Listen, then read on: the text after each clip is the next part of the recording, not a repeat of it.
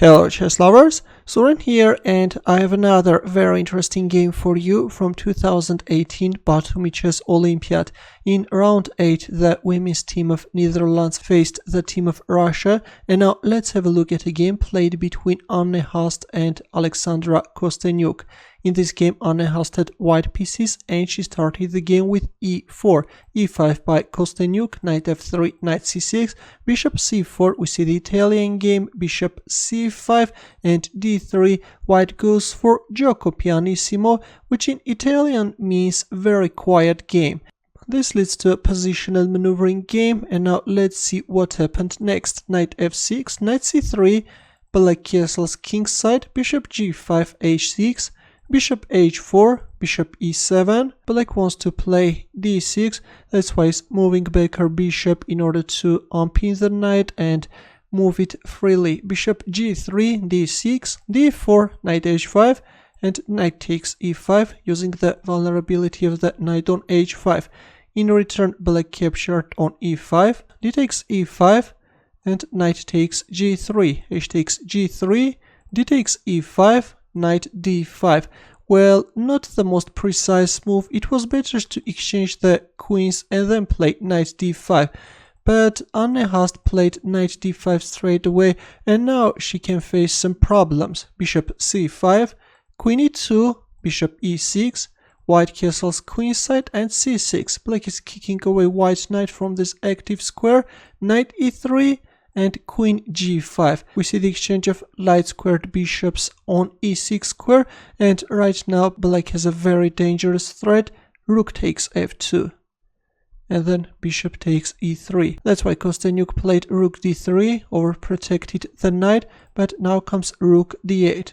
Rook d1 and rook d4. Black pieces suddenly got very active and white has serious issues in her camp. For example, if rook takes d4, then black can recapture with the pawn. If f4, then queen takes g3. That's why after rook d4, Haast played king b1, moved away her king from this dangerous c1 h6 diagonal, but it turns out that the king on b1 will later face more problems. After king b1, Kosteniuk simply won the pawn on e4. Rook d7 looks like a very active move, but this is a mistake. Right now, black is threatening to capture on e3. For example, let's just make a random move and open up a luft for the king. Then black can capture on e3, and after the exchange on e3 can penetrate white's camp. This rook endgame is definitely going to be winning for black. That's why after rook takes e4, it was very important to play rook e1.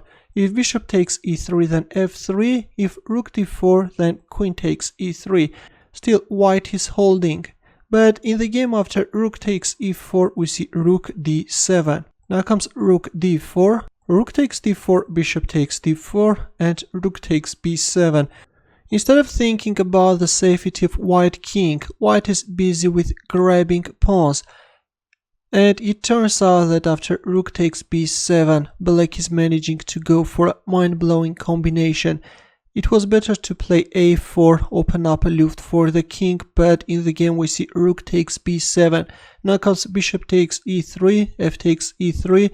Of course, white can't recapture with the queen because in the end of the day can get checkmated.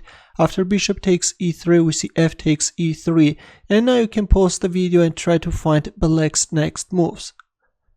Ready? Well, as you have already noticed, there is a back rank weakness, and here Kosteniuk started to exploit that fact and played queen g4.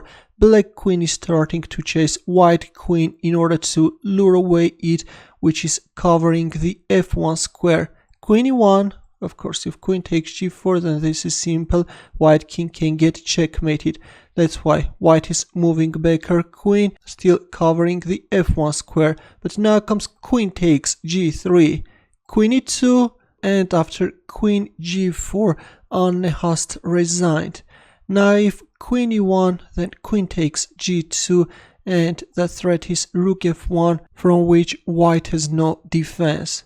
A very beautiful finish, I think, which reminds me of famous Adam's Torre masterpiece played in 1920 in New Orleans. In that game, white queen was chasing black queen.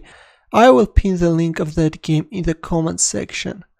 Thanks for watching. Here are more suggestions for you. For more games, consider subscribing to my channel. I will see you in the next video.